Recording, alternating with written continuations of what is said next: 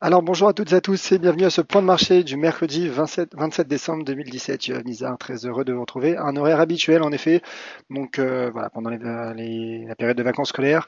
Le point de marché, mon point de marché de 14h30 est avancé à 10h30, donc demain a priori ce sera la même chose. Vendredi, je suis pas sûr qu'il y aurait un webinaire, donc voilà, soyez présents tous demain pour le dernier point de marché de l'année d'ailleurs.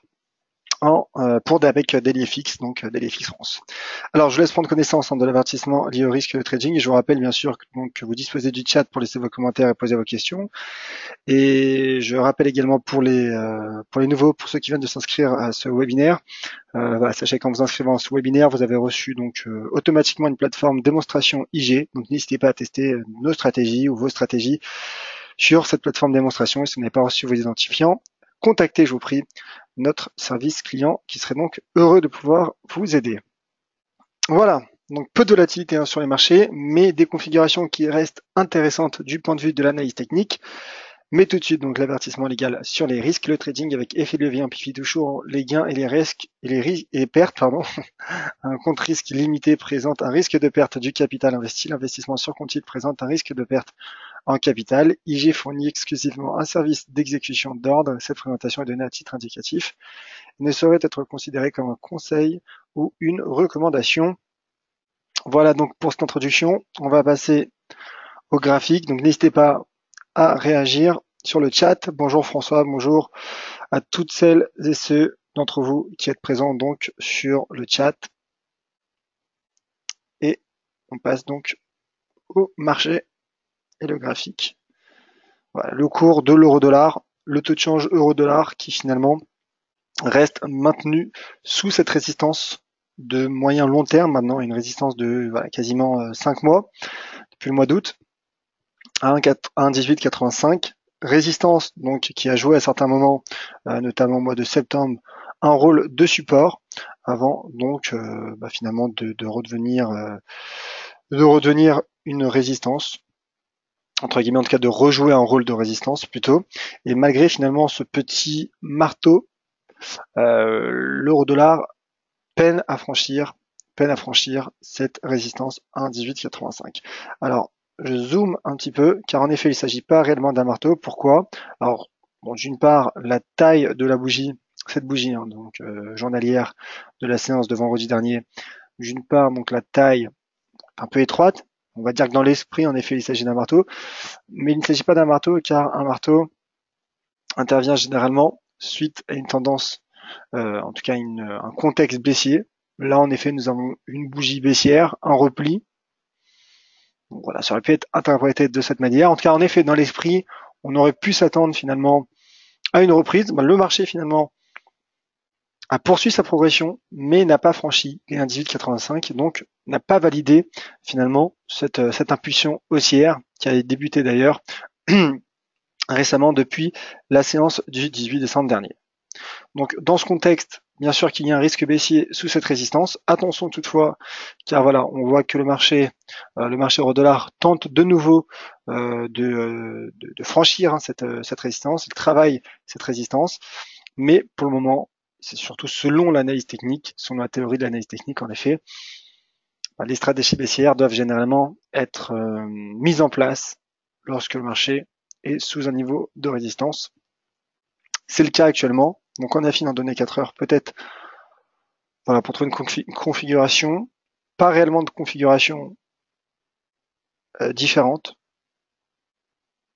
si ce n'est peut-être la dernière bougie à avoir clôturé, donc l'avant-dernière, puisque celle-ci est en cours, n'a pas encore clôturé, mais en tout cas cette bougie, donc la bougie de 4 heures à 8 heures du matin, puisque nous sommes en données 4 heures, qui s'est repliée également sous la forme une sorte de shooting star, qui est un peu finalement l'inverse du marteau.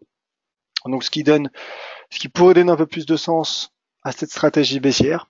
En tout cas, une chose qui est sûre, c'est que cette stratégie baissière serait invalidée en cas de franchissement d'un 18,85. Auquel cas, le marché, selon moi, le cours pourrait donc, selon moi, atteindre cette zone entre les 1,20 et 1,2035. Et voilà, je le répète, pour le moment, mon scénario privilégié est un scénario baissier pour viser, donc à court terme, les 1,1835, puis 1,18 en seconde cible, et en swing trading, donc ça sera peut-être pour 2018, voilà, 1,1730 qui pourrait être atteint selon moi au début de l'année si l'échec se confirme sous 1,1885. Voilà donc pour l'euro-dollar. On va passer au taux de change USD-Yen. On va faire quelques devises, quelques paires majeures. Et ensuite, je passerai au DAX et au CAC car il y a des configurations intéressantes. Alors, l'USD-Yen qui se replie, voilà, justement, je parlais d'une shooting star. Là, nous en avons une. Alors, j'aurais préféré, bien sûr, que la taille de la bougie soit plus importante. Mais en tout cas, comme je l'ai expliqué tout à l'heure, dans l'esprit, nous retrouvons finalement cette shooting star, cette étoile filante, qui d'ailleurs apparaît sous un niveau de résistance que je place devant vous. Il me semble m'en avoir parlé de ce niveau de résistance la semaine passée durant mes points de marché. En tout cas, voilà. Donc, nous avons cette résistance qui s'est formée en données journalières à 113,54. Le marché se replie avec cette shooting star. Et d'un point de vue macroéconomique, du point de vue de l'analyse fondamentale, hier, des statistiques importantes ont été publiées au Japon. La statistique importante car il s'agit en effet du taux d'inflation. Le taux d'inflation qui accélère légèrement, mais qui accélère tout de même à 0,6%. Le taux d'inflation global au Japon. Et le taux de chômage a de nouveau réduit à 2,7%, si je ne m'abuse. Donc finalement, ces statistiques soutiennent le yen japonais. Alors soutiennent légèrement en effet, car voilà, il s'agit finalement d'une baisse relativement fine, je dirais. Mais toutefois, en tout cas, l'analyse fondamentale semble correspondre avec l'analyse technique qui a indiqué un risque baissier depuis ce repli donc sous les 113,54. Je rappelle tout de même pour pour ceux qui viennent de rejoindre mon webinaire, je rappelle tout de même que le contexte du taux de change USD-Yen est clairement latéral, la tendance est clairement latérale, puisque quasiment sur l'ensemble, l'écrasante majorité de l'année 2017, le taux de change USD-Yen a fluctué entre les 114,50 et les 108,55 malgré une fausse cassure début septembre, mais qui a très vite finalement été corrigée. Donc, en effet, risque baissier, je pense, à court terme. Risque baissier, d'ailleurs, peut-être qu'en données hebdomadaires, on peut retrouver un seuil, un niveau de résistance qui n'est pas parfait, mais bon, en tout cas, on sent tout de même, voilà, en tout cas pour ma part, bien sûr, ce n'est que mon avis, mais un risque baissier. Je pense donc qu'à court terme, l'USD-Yen pourrait retomber sur les 111,70, qui est finalement le seuil d'inversion de polarité intermédiaire. On l'a vu également en données hebdomadaires. On retrouve donc 111,70 qui pourrait être atteint selon moi en swing trading sur le taux de change USD-Yen. Voilà. Voilà donc pour l'USD-Yen. Je passais au GBP-USD. Le GBP-USD qui reste bien orienté, au-dessus de cette ancienne résistance à 1,33. Cette ancienne résistance qui a été formée, je le répète, je le rappelle du moins, suite à la victoire du Brexit en juin 2016. Et je m'attarde un petit peu sur ce graphique hebdomadaire, car en effet, le marché est soutenu par une ancienne double résistance. Donc la première, c'est un 33, je viens de le citer, et la seconde est cette droite de tendance baissière formée depuis l'été 2014. Donc après avoir franchi cette double résistance, le marché pourrait finalement s'appuyer et retrouver un élan sur ce niveau. Et donc c'est la raison pour laquelle, à court terme, nous sommes en données hebdomadaires, donc peut-être pas à très court terme, en tout cas, voilà, en swing trading, donc je pense que voilà, sous l'espace d'une semaine, swing trading, donc qui va entre une période de 1 jour et une semaine, le marché pourrait, donc selon moi, atteindre les 1,3440 $. Ce qui serait donc, je dirais, logique d'un point de vue technique. Et en seconde cible, donc d'où l'intérêt d'affiner en données journalières, en tout cas de varier d'alterner entre les différentes unités de temps. Je pense en effet qu'à moyen terme, le cours du câble pourrait donc atteindre les 1,3593. Voilà. Alors jette un œil peut-être aux éventuelles questions. Il n'y a pas de questions, seulement des auditeurs donc qui me saluent. Bonjour à chacun d'entre vous. N'hésitez pas ainsi à me faire savoir si vous n'êtes pas d'accord, par exemple, avec cette stratégie, avec l'une de mes stratégies que j'ai évoquées. N'hésitez pas à me le faire savoir et je serai ravi de pouvoir échanger avec vous. Alors, je vais passer à l'USD-CAD et ensuite je passerai aux indices. L'USD-CAD, donc, qui a atteint la partie inférieure de ce range et qui est en train de casser ce niveau de support, donc qui est situé à 1,2680. Alors je dis bien qu'il est en train de casser, qu'il n'a pas encore cassé, puisque finalement, pour qu'il y ait cassure, il faut qu'il y ait un cours de clôture sous ce niveau. Alors on verra, on analysera bien sûr la clôture de la séance du jour. On en reparlera demain d'ailleurs. Donc un retournement finalement n'est pas à exclure. On a eu le cas au mois de décembre, le 5 décembre. Le marché a été en train de casser ce range, la partie inférieure de ce range à 26,80, avant d'une part d'effectuer un retournement et d'autre part de clôturer sous la forme d'un marteau. Un marteau donc, dont j'en parlais en début de webinaire, qui est une bougie de retournement à la hausse. Donc finalement un retournement pour viser les 1,28 925 pourrait être un scénario, je dirais, logique et cohérent du point de vue de l'analyse technique. Toutefois, il faudra attendre, donc il faudra voir et gérer cette bougie. Pour le moment, il y a une cassure en cours, donc le risque est baissier. Le risque, au moment où je m'adresse à vous, est baissier. Mais voilà, moi qui suis plutôt averse au risque, je préfère attendre donc la clôture, de connaître la clôture journalière pour savoir s'il y a cassure ou non. En cas de cassure, clairement, le risque serait baissier, le marché pourrait retomber sur les 1,2575. Toutefois, si le cours tient ce niveau de support, en effet, une stratégie de trading range pourrait être maintenue, la stratégie de trading range pourrait être maintenue, et un retour sous les 1,28 925 $ canadiens pourrait être envisageable. Alors j'affine en données 4 heures. Alors en données 4 heures, pas grand chose, pas de divergence, pas grand chose de nouveau, hein, j'entends bien sûr, si ce n'est toutefois que le RSI, l'indicateur RSI, casse lui également la borne 30, donc cela confirme le risque baissier. Voilà, cela confirme à court terme le risque baissier sur le taux de change USD-CAD. Voilà donc ce qu'il fallait savoir hein, sur les paires majeures du Forex. Je vais passer comme promis aux indices et ensuite je passerai à vos éventuelles questions. Alors, le cours du DAX. Je me mets en données journalières pour débuter. Le cours du DAX donc, qui se maintient à l'intérieur d'un mouvement latéral. Alors en effet, ce support weekly à 12 865 points, c'est vrai que ça fait un moment que j'en parle, je remonte rapidement le graphique weekly pour rappeler le contexte. Donc l'importance de ce seuil à 12 865 qui correspond également donc à un retracement à 38,2% de Fibonacci. Attention à la shooting star hebdomadaire qui a pris forme donc la semaine passée et qui techniquement met sous pression l'indice allemand. Alors, vous voyez, en données hebdomadaires, on voit qu'il se passe pas grand-chose hein, sur le DAX cette semaine, ce qui est plutôt logique. Hein. Je rappelle que le marché était fermé notamment en début de semaine. Un bon nombre d'investisseurs sont absents, ce qui est logique. J'en parlais en introduction, peu de volatilité, mais des configurations tout de même qui restent intéressantes.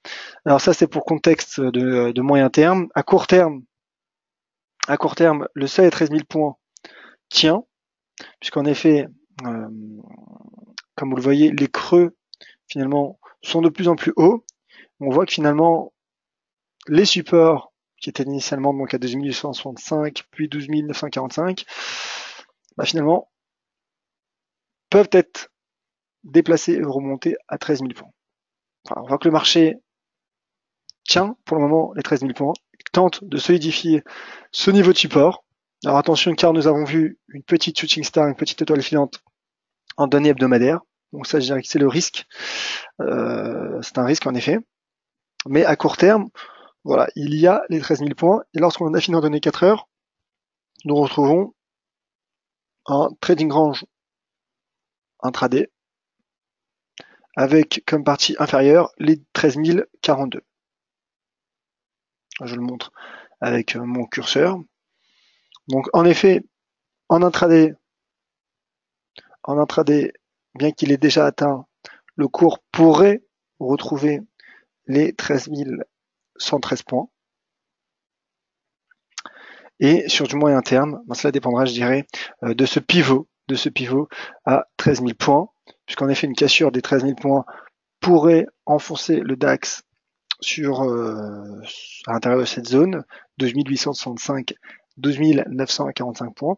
Mais pour le moment, en effet, voilà, on voit que le marché se rapproche un peu plus de la partie inférieure donc de ce range intraday à 13 042, à 13 040 points. Donc je me dis finalement qu'un rebond sur support serait cohérent du point de vue de l'analyse technique.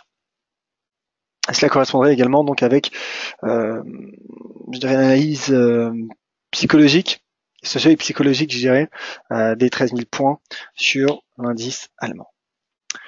Voilà donc ce qu'il fallait savoir, selon moi, sur le DAX. Peu de volatilité encore une fois, je passe en données horaires simplement, voilà, pour montrer l'importance des bougies et des patterns, puisqu'un nouveau marteau en données horaires ce matin a fait rebondir le marché, qui n'est toutefois pas parvenu à sortir par le haut de ce range intraday, ce qui montre également l'indécision du marché en cette période particulière. Un mot sur le CAC, ensuite je passerai aux éventuelles questions. Le CAC également donc qui se stabilise, voilà, lui aussi sur un mouvement plutôt latéral, dont la partie inférieure se situe à 5358 points. Donc en intraday, le cours pourrait retrouver ce seuil. Il pourrait retrouver ce seuil à 5000, proche en tout cas des 5350 points. Sur une vision moyen terme, nous avons un niveau de support majeur à 5338 points et une résistance importante également à 5415 points.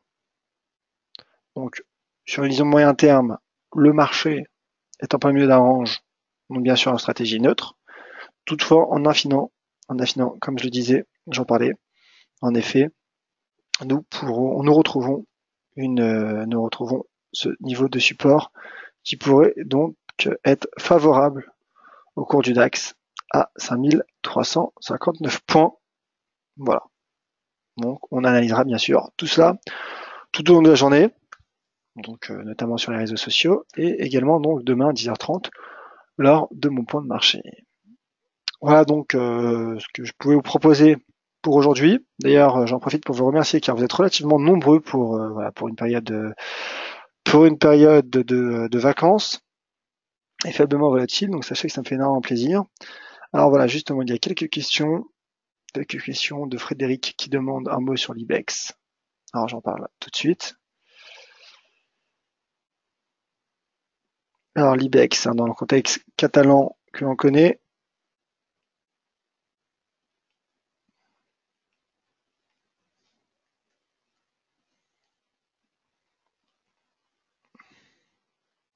alors voici l'IBEX. Alors vous voyez typiquement ce niveau à 10 120 points est tracé depuis un moment, depuis de nombreuses semaines. Cela montre l'importance des seuils techniques. Vous voyez, je n'ai rien inventé. Donc 10 120 points qui fait réagir et rebondir le cours de l'IBEX et qui du coup invalide, écarte une épaule tête-épaule. Pour le moment, bien sûr. Donc le seuil pivot à surveiller est 10 120 points. Pour le moment, il n'y a pas de cassure. Et alors je l'ai expliqué en introduction, c'est vrai qu'il y a peu de volatilité en ce moment. et je pense pas qu'il y en aura avant la reprise. Ce n'est que mon avis, bien sûr, ce qui est bien sûr logique, je dirais, période de vacances et de fêtes. Et lorsqu'il y a peu de volatilité, les cassures sont plus rares. Donc dans ce contexte, je pense que l'IBEX pourrait rebondir en direction de la ligne des deux épaules, donc à 10 270, ça c'est pour du court terme. Pour une vision swing trading, 10 406 points est une résistance qui pourrait attirer également l'IBEX. Donc je pense, en tout cas sur support, clairement, il y a un risque, j'ai un potentiel haussier qui est procuré par l'analyse technique. D'ailleurs, en données hebdomadaires, on retrouve un doji, très joli doji sur support, qui pourrait donc également être un facteur favorable pour le cours de l'IBEX. En tout cas, cette stratégie serait invalidée en cas de cassure des 10 120 points. Voilà, mon cher Frédéric. Alors, des questions, des réactions même de la part de Philippe.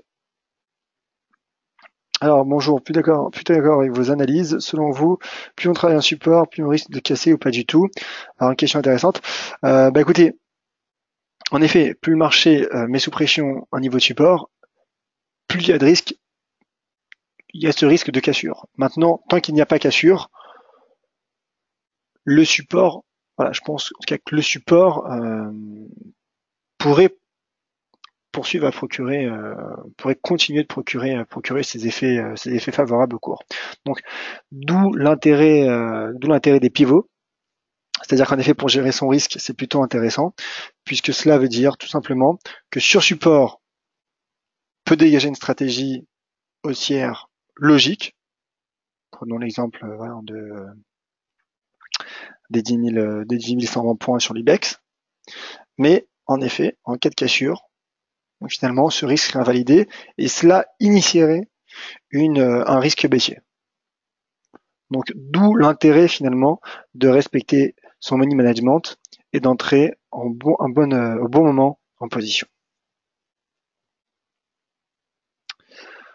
Alors, d'autres questions? Qu'est-ce qui fait qu'on sortirait d'un trading range en analyse technique, à part la cassure d'un support, résistance, pour justement pouvoir anticiper, ou c'est mieux d'attendre une cassure avec pullback en plus? Alors en effet, analyse technique, clairement, ce qui mettrait fin à une stratégie de trading range, ce sont les sorties, que ce soit par le haut ou par le bas. Donc, je me remets sur le DAX, sur le CAC, sur l'USD4, pardon, puisqu'il y avait un beau... sur l'USD4, il y a un beau trading range. Donc en effet, il y a un magnifique mouvement latéral qui a été initié depuis le mois d'octobre. Donc clairement, ce qui mettrait fin à ce trading range, c'est une sortie par le haut ou par le bas. Voilà. Donc bien sûr, souvent il y a des pullbacks, mais ça vient dans un second temps. Dans un premier temps, en effet, ce qui compte, c'est les éventuelles sorties en cours de clôture, mais tout dépend bien sûr de votre unité de temps. C'est-à-dire que si c'est un range en données hebdomadaires, il faudra attendre la clôture en données hebdomadaires. Si c'est un range en données horaires, il faudra attendre donc la clôture en données horaires. Voilà. Alors Pierre, à ce stade de l'année, peut-on encore imaginer un petit rallye de nouvel an sur le CAC?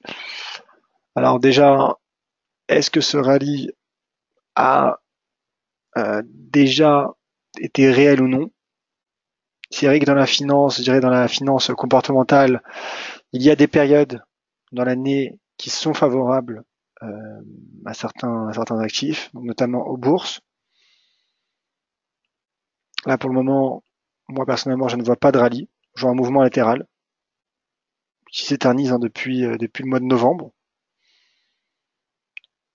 Donc, pour vous répondre, est-ce qu'on peut s'attendre à un rallye? Non. Est-ce qu'on peut s'attendre à un rebond? Oui. Voilà. C'est-à-dire que déjà, n'est-il pas un peu trop tard pour le rallye, puisque souvent, lorsqu'on parle de rallye, on parle des 2-3 dernières semaines de l'année. Donc là, il nous reste quoi, 3 séances avant la nouvelle année. Voilà, moi je pense plutôt comme on l'a vu avec le DAX, l'IBEX, certes les marchés sont proches de leur niveau de support, donc ils peuvent rebondir, mais je suis pas sûr que ce soit dû à la finance comportementale. Cela joue bien sûr, cela joue un rôle, bien évidemment, mais voilà, mon rallye, par exemple, si on regarde l'avancée du CAC depuis le mois de septembre jusqu'au mois de novembre, là en effet, il s'agit d'un rallye. D'accord. Belle tendance haussière. Mais là, la tendance est latérale. Donc, je pense voilà qu'il peut y avoir rebond, mais pas un rallye. À moins qu'il y ait franchissement des 5415, donc franchissement des résistances des parties supérieures de cette trading range. Mais je vous dis sincèrement, avec la faible volatilité que traverse, qu'obtiennent, je dirais, les marchés actuellement, cela m'étonnerait, pour être franc avec vous, mon cher Pierre. Alors, d'autres questions? Alors, Edweb, l'eurodoll vient de casser. Alors, on regarde l'euro-dollar. D'ailleurs, ça me fait plaisir car il y a de nouvelles personnes dans ce webinaire. Donc, c'est peut-être dû au changement d'horaire. Alors voilà, ce que je disais il y a un instant, il y a un franchissement en cours, mais la bougie journalière est très loin de clôturer. Donc, regardez, par exemple, pas plus tard que mercredi dernier, la semaine passée, il y avait également eu un franchissement en cours, et le marché avait finalement clôturé sous cette résistance, puis il s'était replié. Donc, tant qu'il n'y a pas de clôture à travers un niveau de support-résistance, cela n'est pas considéré comme un cassure ou un franchissement. Voilà. Je pense que pour le moment, le marché travaille simplement cette résistance de manière, je dirais, de plus en plus sérieuse. Mais attention donc, n'oublions pas le facteur volatilité qui pourrait jouer en défaveur des breakouts, comme je viens de l'expliquer. Mais en effet, en cas de franchissement des indices 85, là clairement, le marché l'euro-dollar pourrait relancer un mouvement haussier. Alors je poursuis avec les questions. Vous êtes nombreux à poser des questions et vous faites très bien. Voilà mon cher Edweb. Alors Didier, est-ce qu'il est possible de revoir le webinaire? Je suis arrivé un peu en retard. Bien sûr, mon webinaire sera mis en ligne sur notre chaîne YouTube DailyFX France et il sera probablement également disponible sur le site dailyfx.com/français. Alors, Pierre qui a visiblement quelques problèmes de son. Alors de mon côté, tout fonctionne bien. N'hésitez pas donc à me le confirmer. Un dernier peut-être commentaire de Philippe. Merci, mais je crois qu'on peut affiner la sortie d'un trading range avec une moyenne mobile, mais il faut trouver laquelle. Alors voilà, c'est l'autre élément que j'aurais voulu vous dire en concernant votre question, Philippe. Vous l'avez posé il y a quelques minutes concernant les sorties de range. Alors bien sûr, on peut affiner également dans différentes unités de temps, comme en 4 heures. Si l'on voit par exemple une configuration haussière en données 4 heures, je dis n'importe quoi, par exemple une divergence ou un pattern haussier, ou peut-être même une moyenne mobile, si vous êtes à l'aise avec les moyennes mobiles. Moi, c'est vrai que je n'ai pas forcément l'habitude de les utiliser. En effet, cela pourrait finalement permettre d'anticiper un franchissement. Maintenant, n'oublions pas, je le répète, ça c'est vraiment un élément important, que finalement, en tout cas voilà, ce n'est que mon avis, mais les seuils techniques sont les plus importants en dépit finalement des divergences des autres indicateurs, puisque finalement il s'agit de la réalité du marché. C'est-à-dire que si le marché estime que l'euro-dollar ne vaut pas plus que 1,1885, le marché se mettra à vendre à 1,1885. Alors certes, en affinant, il y aurait peut-être des signes qui laisseraient entendre donc un franchissement. Après, ça dépend de l'adversité au risque de l'aversion au risque des traders, des analystes. Mais voilà, n'oublions pas donc que pour reprendre l'exemple sur l'euro-dollar, donc ce breakout serait confirmé en cas de clôture, uniquement en cas de clôture au-dessus de cette résistance. Voilà. Voilà, j'espère avoir été clair. Et il me semble qu'il n'y ait plus d'autres questions sur le chat. Voilà, donc merci à toutes et à tous. Quelques dernières questions viennent d'arriver, notamment de Ramzi. Malheureusement, le webinaire touche à sa fin. Ce que je vous propose, mon cher Ramzi, et je propose à chacun d'entre vous, donc voilà, pour toutes les autres questions, laissez-les-moi, je vous prie, donc sur Twitter, @yoavnizar. Voilà également un mot sur l'or, nous demande Edweb. Je vais devoir donc clôturer ce webinaire, malheureusement. Donc voilà, je vous propose tout simplement de communiquer avec moi sur Twitter, @yoavnizar. Sinon, demain à 10h30, on parlera donc de l'AID USD et du cours de l'or, si vous le souhaitez, bien évidemment, et du GPIN également. Voilà, merci à toutes et à tous. À tout de suite sur les réseaux sociaux et à demain 10h30 pour ce qui pourrait être le dernier point de marché de DailyFX France de l'année 2017. Merci à tous, c'était Yoav Nizar pour DailyFX. Bonne journée.